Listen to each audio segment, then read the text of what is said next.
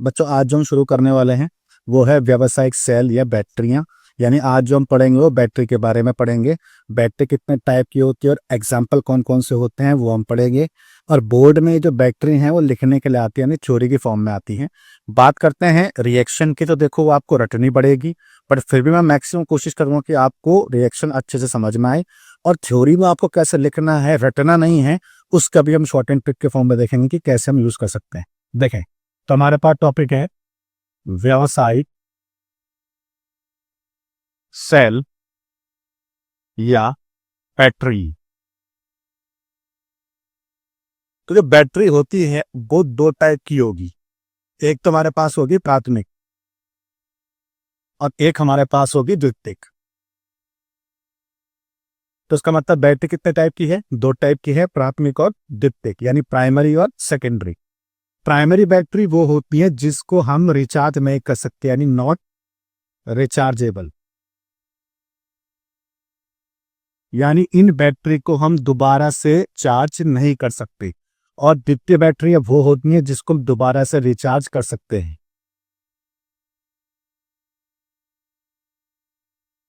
इसका मतलब क्या है? इसका मतलब ये है कि इन वाली बैटरी को हम रिचार्ज नहीं कर सकते और इन वाली बैटरी को हम रिचार्ज कर सकते हैं। तो मीनिंग क्या है? मीनिंग ये है कि प्राथमिक बैटरी में कौन कौन से एग्जाम्पल आएंगे और द्वितीयक वाली बैटरी में कौन कौन से एग्जाम्पल आएंगे। तो देखें, इसमें पहला जो हमारे पास है वो है शुष्क सेल। शुष्क सेल। और दूसरा हमारे पास है इसमें मरकरी सेल। Mercury cell. अब बात करते हैं द्वितीयक में कौन कौन आएगा। तो पहला हमारे पास है लेड सेल और दूसरा हमारे पास है NiCd सेल, यानी निकेल कैडमियम सेल। तो आई होप इतना पार्ट आपको समझ में आया होगा। यानी जो बैटरी होती है कितने टाइप की होती है? दो टाइप की होती है। प्राथमिक वाली जो बैटरी होगी हम इसको दोबारा से चार्ज नहीं कर सकते, मतलब एक बार उपयोग होने के बाद हम इसको दोबारा उपयोग में नहीं ला सकते। द्वितीयक वाली कैसी होती है? रिचार्जेबल होती है, यानी हम इसको दोबारा से रिचार्ज कर सकते हैं। एग्जाम्पल की बात करें तो इसमें दो हैं, शुष्क सेल और मरकरी सेल। इसमें भी दो हैं, लेड सेल और NiCd सेल। अब बात आती है जो चारों सेल है बोर्ड के पर्पस से इंपॉर्टेंट है। कौन सी सेल पेपर ना आती है मैं ये तो नहीं कह सकता कि यही आएगी, बट इन चारों में से कोई ना कोई एक सेल लिखने को आती है। ठीक है, और क्या क्या इनके पॉइंट्स होंगे जो आपको याद करने हैं और क्या ट्रिक्स होंगी जो आपको याद करनी है वो देखते हैं। आज हम इस वीडियो में फिलहाल प्राथमिक वाली बैटरी पढ़ेंगे, फिर जब नेक्स्ट वाली वीडियो आएगी हम उसमें द्वितीयक वाली बैटरी पढ़ेंगे। देखिए, तो पहला हमारे पास हो गया शुष्क सेल। शुष्क सेल को हम लेक्लांसे सेल भी बोलते हैं। लेक्लांसे सेल भी बोलते हैं। लेक्लांसे सेल क्यों बोलते हैं? तो जो साइंटिस्ट है उसका नाम क्या है? लेक्लांसे है। ठीक है, अब इस सेल में क्या होता है देखें। मान लो ये मेरे पास एक बीकर है। बीकर का मतलब हम जो बना रहे हैं वो बना रहे हैं सेल। तो ये कुल मिलाकर कुछ ऐसे है। ये जो आपको दिखाई दे रहा है क्रॉस सेक्शन, ये है ग्रेफाइट, यानी ग्रेफाइट की छड़ है। ग्रेफाइट की छड़ यानी कार्बन की छड़, जिसको हम क्या बोलते हैं? कैथोड। तो इसमें कैथोड कौन होगा? ग्रेफाइट की छड़ होगी। इसके आगे ये मेटल की टिप लगी होती है, आपने सेल को देखा होगा। ठीक है, तो सेल में ऊपर छोटी सी मेटल की टिप लगी होती है। बात करें यहाँ की तो इसमें एक पेस्ट भरा होता है। ये जो पेस्ट है ये होता है MnO2, यानी मैग्नीज डाइऑक्साइड प्लस कार्बन का। इसके बाद बाकी ये जो सारा बचा हुआ पोर्शन है, इस सारे बचे हुए पोर्शन में पेस्ट भरा होता है। ये पेस्ट होता है NH4Cl यानी ammonium chloride plus zinc chloride का, यानी ZnCl2 का। और ये जो पूरा पात्र होता है, ये पूरा पात्र बना होता है जिंक यानी Zn का, जो काम करता है किसका? एनोड का। अब बात को समझे, ये तो मैंने तुमको इसमें बता दिया एनोड कौन है, कैथोड कौन है, कौन किससे कवर्ड है। पेपर में अगर ये सेल लिखने को आती है तो शॉर्ट एंड ट्रिक क्या होगा, कैसे लिखेंगे? सबसे पहली बात हम इसमें ये लिखेंगे कि जो हमारे पास एनोड होता है इसमें वो कौन होता है? वो होता है G। इसमें जो कैथोड होता है तो कैथोड कौन होता है? ग्रेफाइट होता है। ग्रेफाइट यानी कार्बन होता है। बात करते हैं इसमें विद्युत अपघटय कौन होता है? विद्युत अपघटय यानी लवण, और विद्युत अपघटय इसमें कौन है, पेस्ट है किसका, NH4Cl का और ZnCl2 का, ये पेस्ट हो गया। विद्युत धारा यानी करंट की बात करें यानी विभव की बात करें तो ये कितना करंट देता है, तो 1.5 वोल्ट का ये करंट देता है। चलो अब बात समझते हैं कि ये जो मैंने पॉइंट लिखे हैं, इतने ही पॉइंट क्यों लिखे हैं, क्योंकि आपको डेफिनेशन रट नहीं पाओगे। इससे बेटर है ये 4 पॉइंट्स हमने याद कर लिए और ये 4 पॉइंट्स को हम थ्योरी में लिख के आ जाएंगे। जैसे पेपर में आता है शुष्क सेल या लकलांश सेल किसे कहते हैं, तो हम लिख देंगे कि इस सेल में जो एनोड होता है कौन होता है, जिंक होता है। इस सेल में कैथोड कौन होता है, ग्रेफाइट होता है। और विद्युत अपघटय इस सेल में पेस्ट होता है NH4Cl और ZnCl2 का।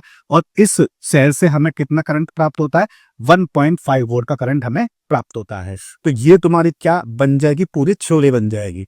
ठीक है, अब बात करते हैं रिएक्शन की। तो देखें मैं इसको रब कर रहा हूं, आई होप इसमें पार्ट आपने राइट कर लिया होगा।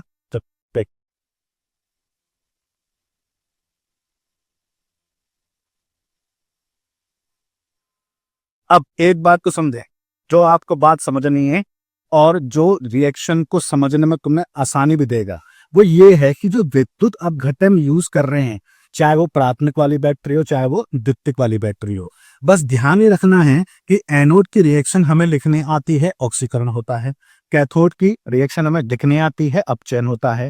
ये जो विद्युत अपघटन है, बस तुम्हें यही याद रखना है किस सेल में विद्युत अपघटय एनोड के साथ रिएक्शन में पार्टिसिपेट करेगा और किस सेल में विद्युत अपघटय कैथोड के साथ रिएक्शन में पार्टिसिपेट करेगा। बस इस चीज का तुम्हें ध्यान रखना है, बाकी कोई प्रॉब्लम आपको नहीं आएगी। बस ये विद्युत अपघटय ही थोड़ी बहुत दिक्कतें पैदा करेगा।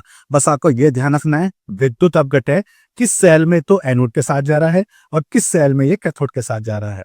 तो फिलहाल हम बात करें विद्युत अपघटय की, तो यहाँ है NH4Cl और ZnCl2 का पेस्ट। अब ये एनोड के साथ जाएगा, ये कैथोड के साथ जाएगा, वो अभी देखते हैं। सबसे पहले मैं रिएक्शन लिखता हूं एनोड की। तो एनोड मेरे पास कौन है, जिंक। सबको पता है कि जिंक का क्या होता है, ऑक्सीकरण। ऑक्सीकरण होगा तो Zn2+ बनेगा, 2 इलेक्ट्रॉन निकल जाएंगे। ये रिएक्शन सबने पढ़ी ही है, तो इसमें कोई सोचने वाली बात नहीं है। अब बात करते हैं किसकी, बात है हमारे पास कैथोड की। कैथोड कौन है, ग्रेफाइट है। अब देखें यहाँ ये जो ग्रेफाइट है ये कवर्ड है किससे, ग्रेफाइट कवर्ड है MnO2 और C से। तो ग्रेफाइट में मैंने क्या ले यहाँ पे MnO2, यानी कैथोड में मेरे पास कौन आ गया, कैथोड में मेरे पास आ गया MnO2। यहाँ तक ठीक है। अब मैंने बोला है विद्युत अपघटय कौन होगा, NH4Cl और ZnCl2 का पेस्ट होगा।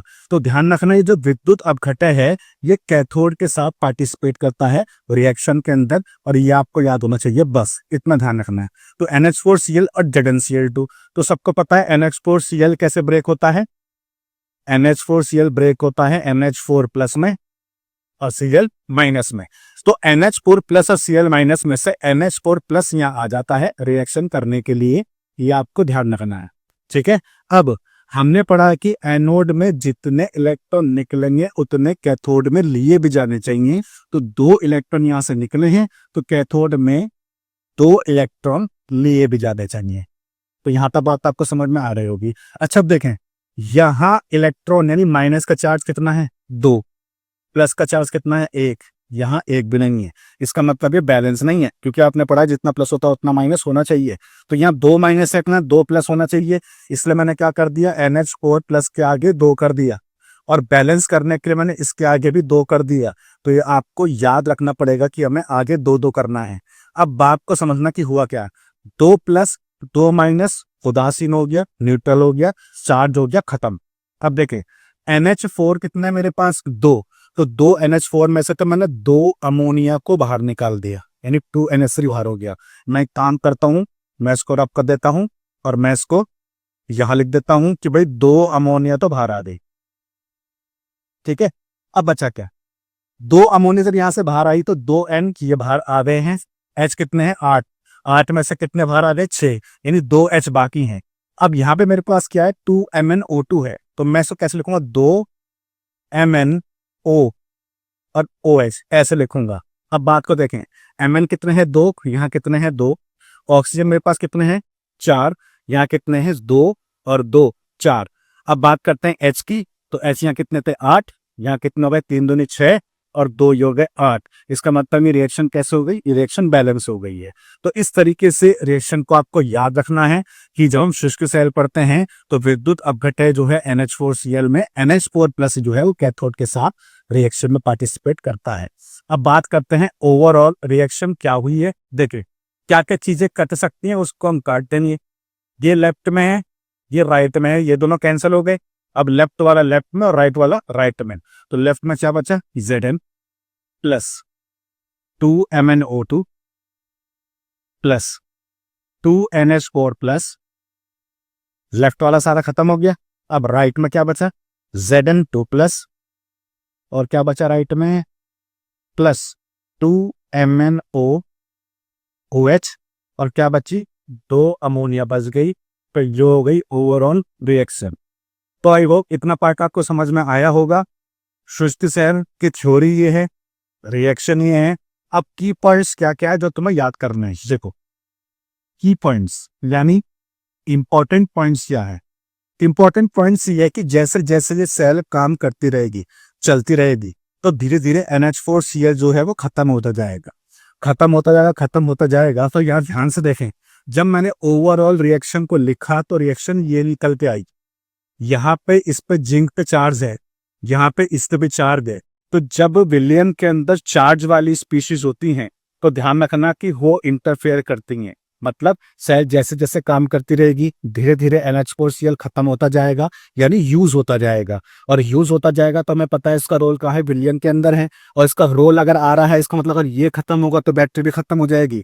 इसका मतलब इस केस में जो विभव है वो बाद में बिल्कुल जब बैटरी समाप्त हो जाएगी तो कितना आ जाएगा 0।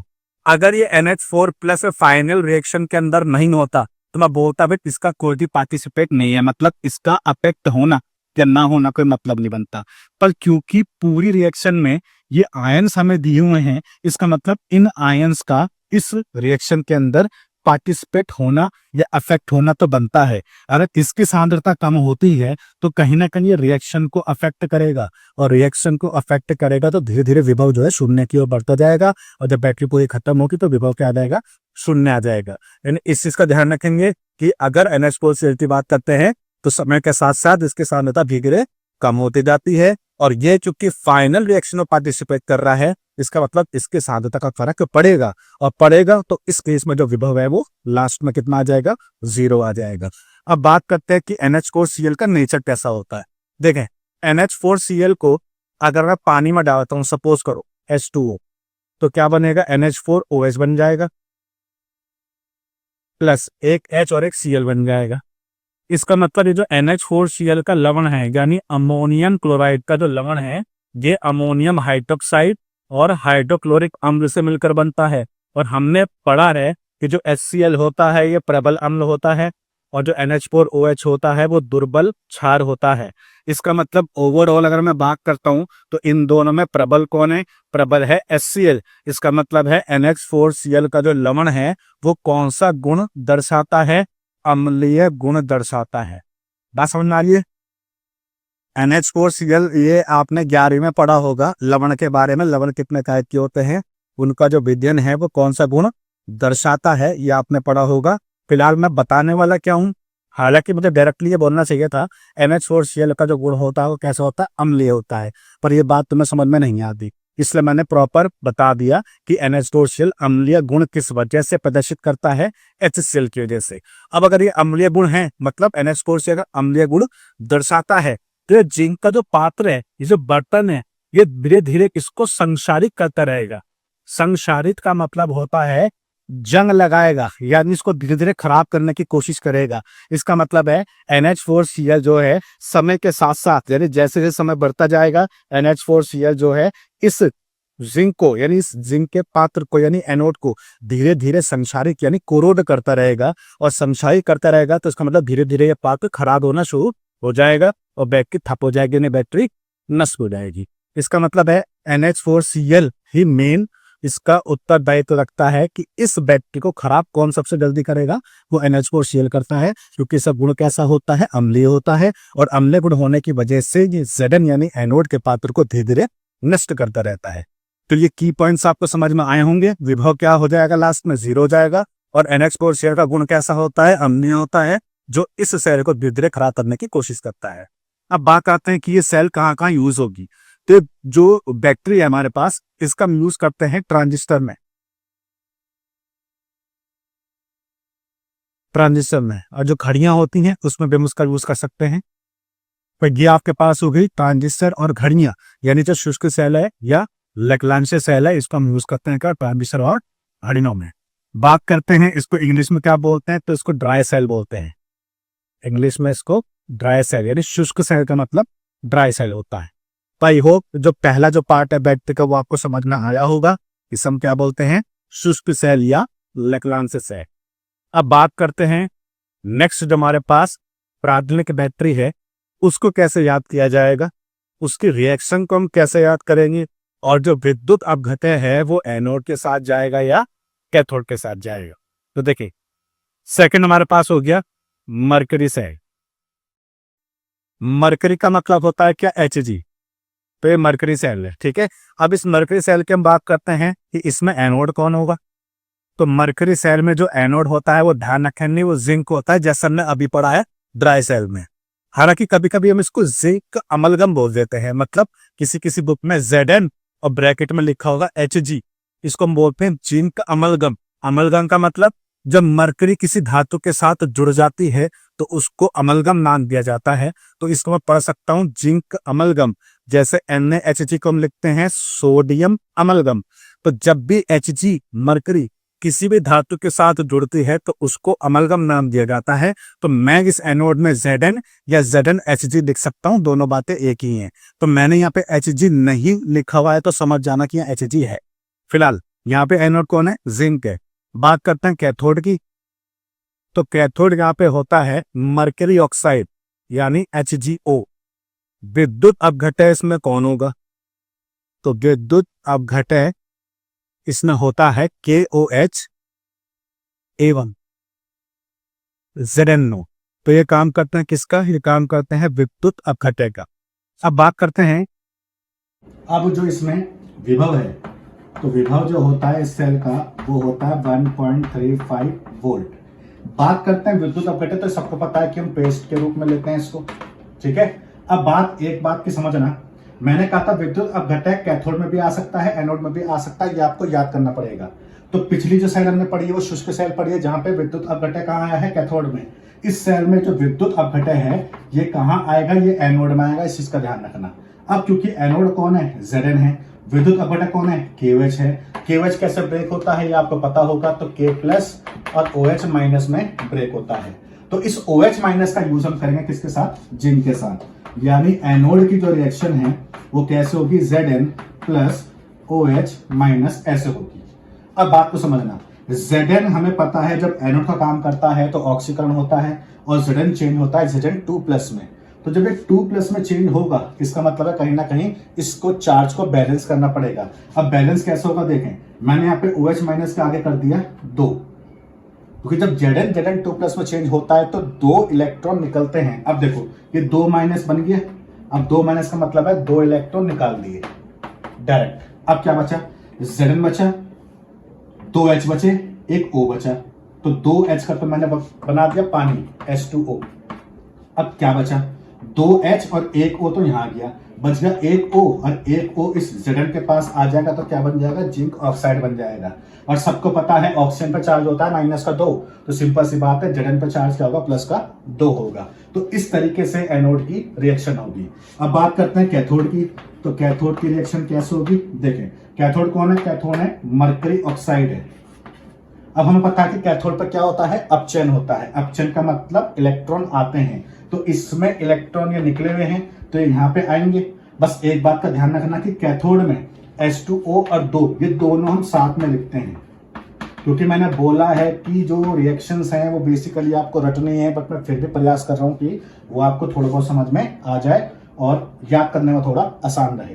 तब होगा क्या, देखें ये 2- है, 2 H हैं, 2 O हैं, तो ओवरऑल 2 O हैं, 2 H हैं, 2 माइनस है, तो मैंने अलग कर दिया 2 OH माइनस, 2 O हो गए, 2 H हो गए और 2 माइनस हो गए। बचा क्या? तो बचा है सिर्फ मरकरी, तो मरकरी को मैंने लिख दिया Hg ऐसे। तो ये रिएक्शन हो गई एनोड की, ये हो गई कैथोड की। अब ओवरऑल क्या हुई है देखें, क्या क्या चीजें कट रही हैं। इससे ये कैंसिल हो गया पानी, 2 से ये 2 कैंसिल हो गया, 2 OH माइनस है, 2 OH माइनस कैंसिल हो गया। अब जो बच रहा है वो लेफ्ट वाला लेफ्ट में, राइट वाला राइट में। तो लेफ्ट में कौन बचा? Zn प्लस, और क्या बचा? HgO। राइट में क्या बचा? ZnO प्लस क्या बच गया? Hg। तो ये हो गई ओवरऑल रिएक्शन, तो जो आपको याद करनी है। अब बात करते हैं की पॉइंट्स क्या हैं। तो इस पे की पॉइंट ये है जो आपको याद करना है। देखें, की पॉइंट ये है, जब ओवरऑल रिएक्शन में लिखता हूं तो इसमें किसी के भी पास प्लस या माइनस का चार्ज नहीं है, मतलब यहाँ पे कोई भी आयन नहीं है और एक भी आयन यहाँ पे नहीं बच रहा है। इसका मतलब उसकी सांद्रता का कोई भी इफेक्ट यहाँ पे नहीं होगा। इसका मतलब है इस पूरी सेल के अंदर जो विभव है 1.35 वोल्ट, वो क्या रहता है? स्थिर रहता है। यानी विभव जो है वो कैसा रहेगा? स्थिर रहेगा पूरी रिएक्शन के दौरान। कितना? 1.35 वोल्ट ही रहेगा। और कभी कभी ये क्वेश्चन आता है कौन सी सेल में जो विभव है वो पूरी अभिक्रिया या सेल के दौरान स्थिर रहता है। तो स्थिर रहता है किसमें? मरकरी सेल में। मरकरी सेल में जो विभव है वो कितना होता है? 1.35 वोल्ट। तो ओवरऑल ये 1.35 वोल्ट जो विभव है वो स्थिर रहता है, तो वो मरकरी सेल में रहता है। इस चीज का ध्यान रखेंगे। और ये हमें समझ में आया क्यों स्थिर रहेगा, क्योंकि जो ओवरऑल रिएक्शन है उसमें कोई भी चार्ज वाला स्पीशीज यानी कोई भी चार्ज वाली धातु यहाँ पे प्रेजेंट नहीं है। धातु क्या कोई भी कहो, किसी पे भी प्लस या कोई भी चार्ज ऐसा नहीं है जिससे हम बोल सकते कि हाँ भाई ये रिएक्शन जो विभव है सेल का इसको अफेक्ट करेगा, यानी चेंज करेगा, बढ़ा भी सकता है या घटा भी सकता है। तो ओवरऑल इस रिएक्शन के अंदर कोई भी आयन उपस्थित नहीं है तो वो इसके विभव को भी अफेक्ट नहीं करेगा। इसलिए इस केस में जो विभव है वो स्थिर रहेगा। जबकि शुष्क सेल वाले में विभव स्थिर नहीं था। NH4Cl की वजह से लास्ट में विभव कितना आ जाएगा? 0 आ जाएगा, बैटरी खत्म हो जाएगी। चलो, मरकरी सेल आपको समझ में आई होगी। बात करते हैं इसका उपयोग कहाँ कहाँ होता है। तो उपयोग ध्यान रखेंगे, उपयोग होता है इसका एक तो श्रवण में। श्रवण का मतलब है कि जो सुनने वाले जो यानी कान वाले जो बर्ड्स आते हैं जिससे हम सुनते हैं, जो लीड होती है कान की, उसमें जो बैटरी होती है वो कौन सी होती है? मरकरी सेल होती है। इसके अलावा घड़ियां भी होती हैं जिसमें मरकरी सेल होती है। तो सुनने वाले जो बर्ड्स होंगे, यानी सुनने वाले क्या, जो हम बात कर रहे हैं कान के लीड की, उसमें जो बैटरी या जो सेल लगी होती है वो कौन सी होती है? मरकरी सेल होती है। जो घड़ियां होती हैं उसमें भी कौन सी होती है? Mercury cell. हाँ, हालांकि शुष्क सेल में भी घड़ियां हैं। इसका मतलब है वहां पे एग्जाम्पल ये दोनों फिट बैठ जाएंगे घड़ियों में, शुष्क सेल वाला भी और मरकरी सेल वाला भी। तो आई होप ये दोनों जो बैटरीज हैं वो आपको समझ में आई होंगी। मैंने मैक्सिमम प्रयास किया है कि आपको जो रिएक्शन है वो रटनी ना पड़े और समझ में आ जाए, और जो थ्योरी है वो भी रटनी ना पड़े, वो भी समझ में आ जाए कि थ्योरी में लिखनी कैसे है, रटनी नहीं है। तो आई होप ये पूरा लेक्चर आपको समझ में आया होगा। तो मिलते हैं अब नेक्स्ट वीडियो के अंदर जहां पढ़ेंगे द्वितीयक सेल के बारे में।